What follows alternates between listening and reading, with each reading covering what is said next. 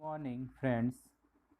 Today we are going to learn and discussing chapter number 1 against the odds of the text textbook. ટેક્સ્ટબુક્સનું જે પહેલું chapter છે જેનું નામ છે અગેન્સ્ટ ધી ઓડ્સ. હવે મિત્રો અગેન્સ્ટ ધી ઓડ્સ એનો મતલબ થશે સમસ્યાઓની સામે. અગેન્સ્ટ એટલે ની સામે અને ધ ઓડ્સ એટલે સમસ્યાઓ, વિઘ્ન, બરાબર. તો સમસ્યાઓની સામે આ યુનિટનો જે વિઘ્નો સામે કેવી રીતે લડવું અને જીત મેળવવી તે અંગેનું વર્ણન છે. આ યુનિટમાં વિઘ્નો સામે કેવી રીતે લડવું અને જીત મેળવવી તે માટેનું એમ કે વર્ણન કરેલું છે. હવે મિત્રો આની અંદર 3 સ્ટોરી છે, બરાબર. તો એ 3 સ્ટોરીમાં સૌથી પહેલી સ્ટોરી છે ટ્રેક ટુ તાજનગર, જે તાજનગરના પાટા. બીજી છે સીતાપુર લાઇટ એટલે કે સીતાપુરની લાઇટ. ત્રીજી છે પલક્કડ પબ્લિક લાઇબ્રેરી એટલે કે પલક્કડ ડિસ્ટ્રિક્ટની એક પબ્લિક લાઇબ્રેરી. હવે આપણે સૌપ્રથમ પહેલી સ્ટોરી જે ટ્રેક ટુ તાજનગર છે એનો ટૂંકમાં પરિચય અને એની સ્ટોરી પણ હું તમને કહી રહ્યો છું, અને ત્યારબાદ આપણે એનું ઇંગ્લિશમાં ટ્રાન્સલેટ એટલે કે અનુવાદન કરીશું. તો મિત્રો સાંભળજો ટ્રેક ટુ તાજનગરની સ્ટોરી એટલે કે તાજનગરના પાટા. તાજનગરના રહેવાસીઓ તેમના ગામમાં રેલવે સ્ટેશનની માંગણી 25 વર્ષથી કરતા હતા, પરંતુ તેમની માંગણી પૂરી ન થઈ. તેથી ગ્રામવાસીઓએ આ બાબતનો નિર્ણય જાતે લીધો અને 21 લાખનું ભંડોળ ભેગું કરી પોતાના રેલવે સ્ટેશનનું નિર્માણ કર્યું.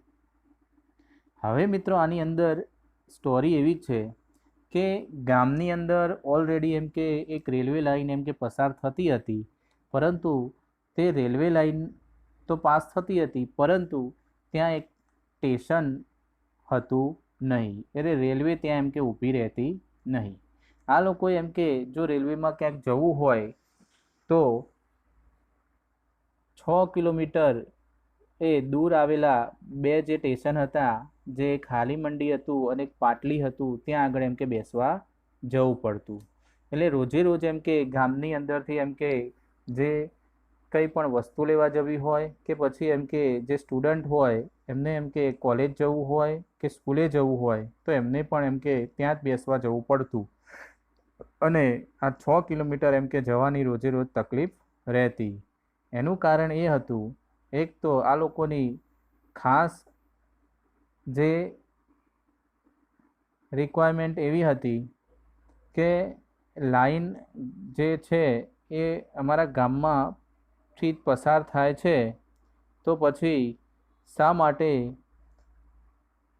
અહીં એક રેલવે સ્ટેશન ન હોય.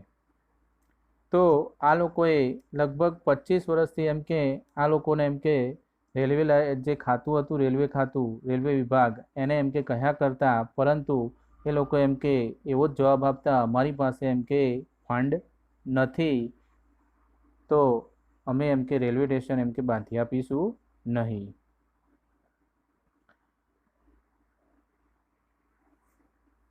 તો આ લોકોએ એમ કે પછી 2008ની અંદર કંટાળીને શું કર્યું, એક ઠરાવ પાસ કર્યો પંચાયતમાં કે તમે લોકો એમ કે રેલવે ના બાંધી આપો, સ્ટેશન ના બાંધી આપો, તો અમે લોકો એમ કે જાતે જ અમે ફંડ ભેગું કરીને અમે રેલવે બાંધી દઈશું રેલવે સ્ટેશન.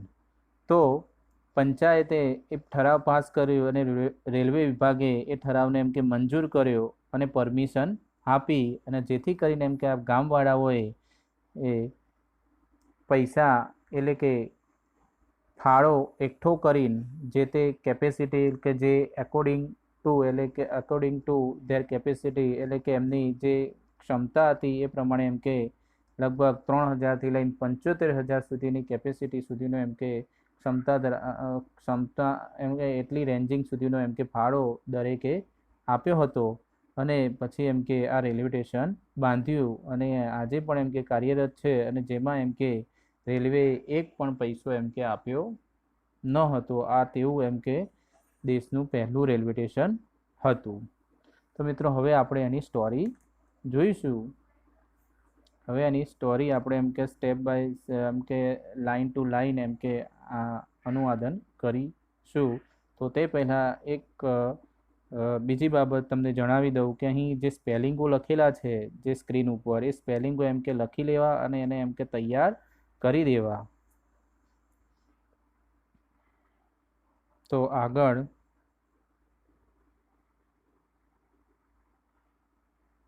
વધીશું. તો જુઓ મિત્રો, આ ટ્રેક ટુ તાજનગર. તો ફોર 25 યર્સ એટલે કે લગભગ છેલ્લા 25 વર્ષોથી resident of the Tajnagar village near Goregaon lobbied for railway station in their village.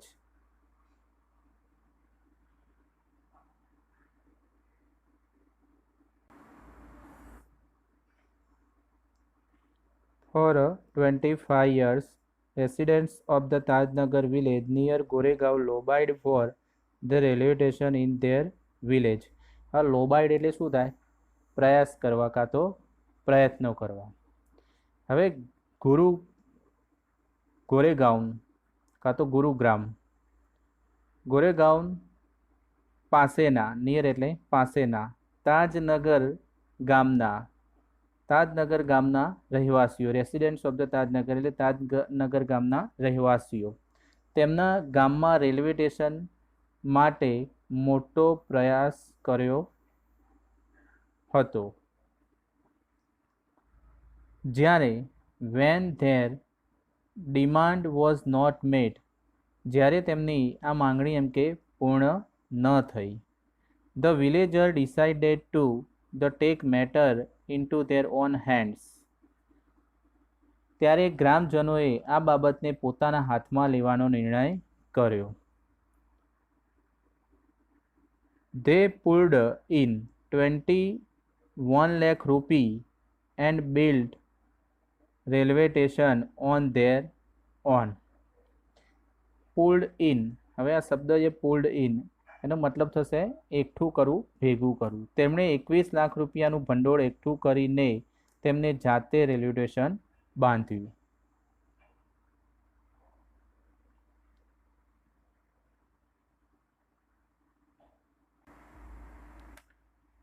Most of 3,000 people living in the village are farmers. આ ગામમાં વસતા 3,000 લોકોમાંથી મોટાભાગના લોકો ખેડૂતો છે. But such was the burning desire have to railway station in the village, and everybody contributed according to their capacity. પણ ગામમાં station માટેની એવી પ્રબળ ઈચ્છા હતી કે સૌએ પોતાની ક્ષમતા પ્રમાણે ફાળો આપ્યો. એન્ડ રેન્જિંગ ફ્રોમ 3,000 રૂપી ટુ 75,000 રૂપી, જેની રેન્જ હતી 3,000 રૂપિયાથી લઈને 75,000 રૂપિયા સુધીની.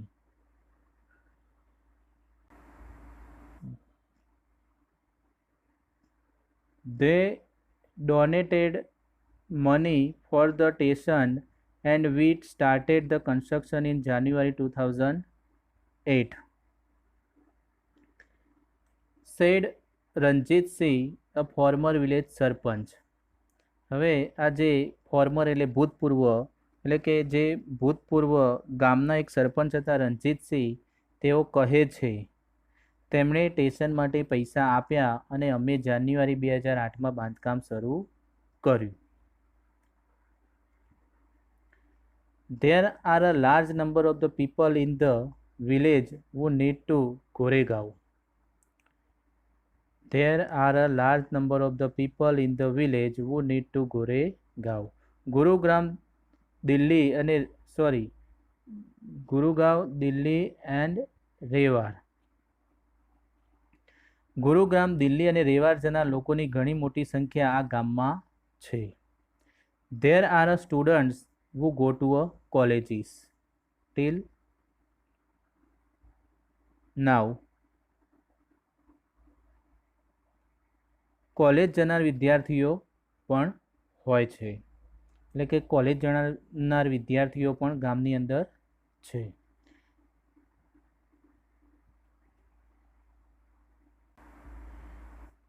ટીલ નાઉ એટલે કે વી હેડ ટુ આઈધર ગો ટુ હાલી મંડી ઓર પાટલી ટુ કેચ ધ ટ્રેન. આજ સુધી અમારે ગાડી પકડવા માટે હાલી મંડી અથવા પાટલી જવું પડતું. Both the station are the 6 kilometre away from the Tajnagar. બંને સ્ટેશન એમ કે તાજનગરથી 6 કિલોમીટરના અંતરે આવેલા હતા. We thought when the railway line passed through the village V would have a station here. અમે વિચારતા કે રેલવે લાઇન અમારા ગામમાંથી પસાર થાય છે તો અમારે પણ એમ એક રેલવે સ્ટેશન અહીં હોય તેવું એમ કે મંતવ્ય ધરાવતા. But that did not happen. પરંતુ એમાંથી કંઈ થતું નહીં. So we raised the demand in 1982. અમે એમ કે આ ડિમાન્ડ 1982માં ઊભી કરી હતી. રેસ્ડ એટલે ઊભી કરવી. અને have been continuously asking for it. અને એમ કે કન્ટિન્યુઅસલી વારંવાર એમ કે તેમને આ બાબતે એમ કે જણાવતા રહેતા. But the railway told us that they do not have fund. પરંતુ રેલવે અમને કહેતું કે અમારી પાસે એમ કે ફંડ નથી. So finally we decided to craft our own destiny. Finally અમે એમ કે નક્કી કર્યું. ડિસાઇડ એટલે નક્કી કરવું, ક્રાફ્ટ એટલે ઘડવું, અને ઓન ડેસ્ટિની એટલે પોતાનું નસીબ, પોતાનું ભાગ્ય. સો ફાઇનલી વી ડિસાઇડેડ ટુ એટલે કે અમે અંતે નક્કી કર્યું કે અમે અમારું નસીબ જાતે જ ઘડીશું. Said Hukumchand a member of the committee. એવું એમ કે એવું નહીં, એટલે કે આ જે પૂરેપૂરો જે પેસેજ છે જેમાં અહીંયા કોમા છે અહીંયા આગળ અને ઉપર પણ એમ કે કોમા છે, તો આ જે પૂરેપૂરો ફકરો છે એ સેડ કોણ બોલી જાય છે? હુકુમચંદ બોલી જાય છે, જે કમિટીના મેમ્બર હોય છે. હવે આગળ, એઝ રિઝલ્ટ પરિણામે the panchayat passed a resolution in 2008. અને આ પરિણામે પંચાયતે એમ કે 2008ની અંદર એક ઠરાવ પાસ કર્યો. સેઇંગ ધેટ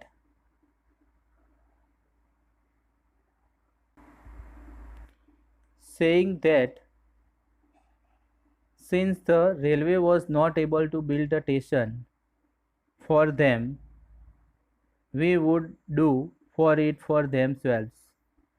કે તેમાં એ ઠરાવમાં એવું કહેવામાં આવ્યું હતું, સેઇંગ ધેટ કે ઠરાવમાં એવું કહેવામાં આવ્યું હતું કે the railway was not able to build the station, કે રેલવે એમ કે જો સ્ટેશન બાંધવા માટે એમ કે સક્ષમ નથી. નોટ એબલ ટુ એટલે સક્ષમ નથી. કોના માટે? ફોર ધેમ એટલે કે તેઓના માટે. They would do it for themself, કે તેઓ જાતે જ એમ કે રેલવે સ્ટેશન બાંધશે. And with their own money, એ પણ એમ કે પોતાના પૈસે. Soon an 11-member team was formed and team started collecting the money from villagers. એમ કે તરત જ પછી એમને 11 મેમ્બરની એક ટીમ બનાવી અને એ ટીમ એમ કે પછી એ ગામવાળાઓ પાસેથી એમ કે પૈસા એમ કે કલેક્ટિંગ એટલે કે જમા કરવાનું, તો એમ કે ભેગા કરવાનું એમ કે શરૂ કર્યું.